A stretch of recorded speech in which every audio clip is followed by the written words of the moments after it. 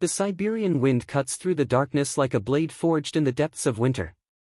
In the northeastern reaches of Russia, where the Laptev Sea crashes against frozen shores and temperatures plunge to -40 degrees Fahrenheit, there exists a civilization that most of the world has forgotten.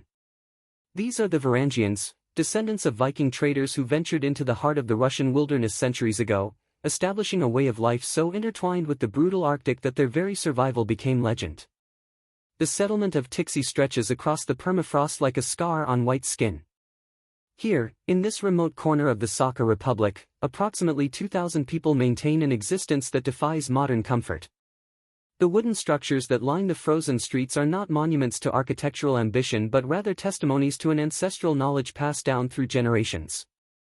Every nail, every beam, every carefully placed log tells a story of adaptation, of learning not to conquer nature but to dance with it. Dmitry Petrov stands at the window of his family home, watching the thermometer outside read numbers that would send ordinary people into panic. At 63 years old, he has never known anything different. His grandfather's grandfather arrived here in the early 1600s as a fur trader, part of the Great Varangian expansion eastward. The family has been here for 4 centuries, and in that time, they have learned secrets about survival that no amount of modern engineering could replicate. The houses themselves are architectural puzzles. Unlike the rigid concrete structures that dominate modern Russia, the traditional Varangian dwellings are built with wood harvested from the sparse forests that manage to survive at these latitudes. The wood is never treated with the chemicals that weaken its molecular structure in extreme cold. Instead, it is left to age naturally, developing a resilience that scientists in Moscow still struggle to explain. The logs are stacked horizontally, creating layers of insulation that trap air between each piece. The gaps are filled not with modern caulk but with a mixture of moss, clay, and animal fat, a recipe unchanged for centuries. The roofs are pitched at angles that seem almost exaggerated to outsiders, but each degree of slope serves a purpose. Snow cannot accumulate on surfaces this steep.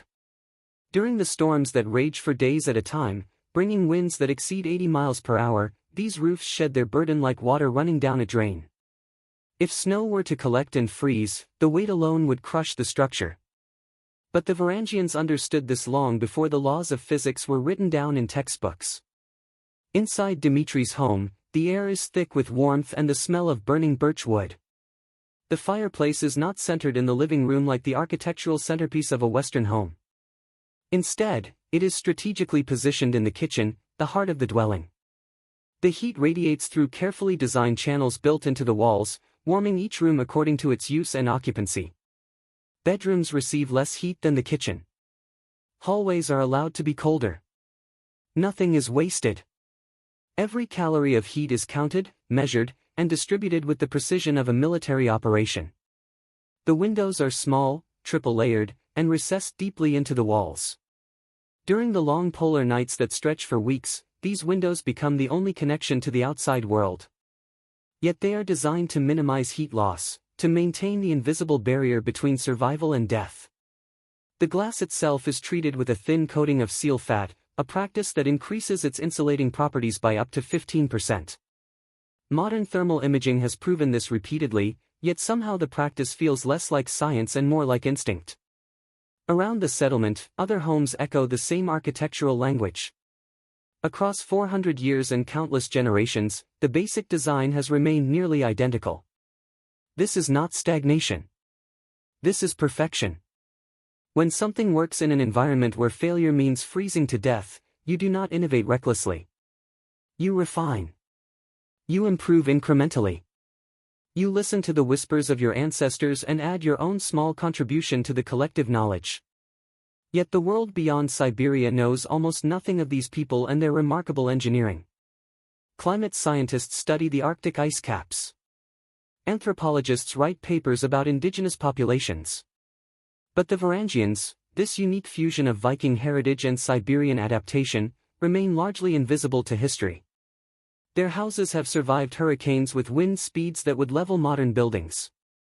They have endured temperature fluctuations that cause concrete to shatter like glass.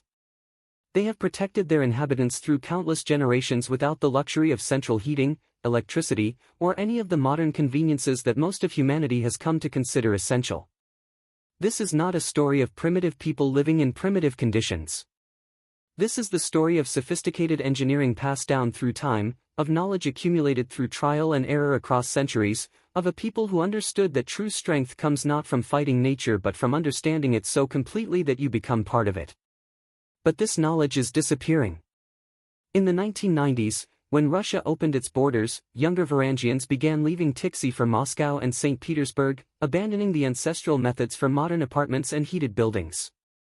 The government, in its infinite ignorance, declared the traditional wooden structures inefficient and began encouraging the construction of concrete buildings, the very same structures that crack and collapse under the Siberian stress. Dmitri's son, Viktor, moved to the city 15 years ago. He works in finance now, embarrassed by his family's primitive heritage. When he visits, he criticizes the lack of electricity in certain rooms, the reliance on wood burning, the backward way his father still repairs the roof using traditional techniques. The irony is brutal. The modern concrete buildings downtown fail within decades. Pipes freeze. Walls develop fissures. Heating systems malfunction. Yet the wooden houses built 400 years ago still stand, still protect, still function. The Varangians watch as their proven wisdom is dismissed as ignorance, as their way of life is labeled obsolete by people who have never survived a single Arctic night. The conflict is not just emotional, it is existential. If this knowledge dies with the elder generation, something irreplaceable vanishes from human history. Then came the documentary crew from Moscow. They arrived in winter, unprepared for the cold, their modern equipment freezing and failing within hours. Dmitri found them huddled in their hotel, shivering despite the heating system that had broken down. He brought them to his home without hesitation. As they sat by the fire, warming their hands around cups of tea, the director asked a simple question: how is this house warmer than the modern hotel with electricity? For the first time in decades, Dmitri explained. He showed them the layered walls, the seal fat on the windows, the moss insulation, the precise angles of the roof. He spoke of his grandfather, his great-grandfather, centuries of accumulated wisdom. The director listened with genuine fascination, and something shifted. This wasn't primitive. This was genius. The footage they captured that night would become the foundation of a global movement. Climate scientists would later analyze these structures and realize the Varangians had discovered principles of passive heating that modern architecture was only beginning to understand. If you're feeling the power of this story, if you believe forgotten knowledge deserves to be remembered, subscribe to the channel. What happens next will change how the world sees the Arctic forever. The documentary aired 6 months later on a major Russian television network. Within weeks, it spread to international platforms. Universities began requesting Dmitri as a guest lecturer. Architects from Scandinavia, Canada, and Alaska arrived in Tixi wanting to study the houses firsthand. But the real turning point came when Viktor watched the film. Seeing his father's face on screen, hearing the world's leading climate scientists praise the knowledge he had always dismissed as backward, something broke inside him. He called his father for the first time in 3 years, not with excuses, but with questions. Real questions. He wanted to learn. The two men spent an entire winter together, documenting every detail of the construction techniques. Viktor brought engineers who measured thermal efficiency, mapped the airflow, analyzed the material composition. The numbers confirmed what the Varangians had always known through intuition: these houses were 30% more efficient than modern sustainable designs, built without a single watt of electricity. But more than the scientific validation, something deeper happened. Viktor understood that his shame had been built on a lie, the lie that progress means abandoning what works. His father wasn't primitive. He was revolutionary. For the first time in generations, a young Varangian chose to stay and build upon ancestral knowledge rather than escape it.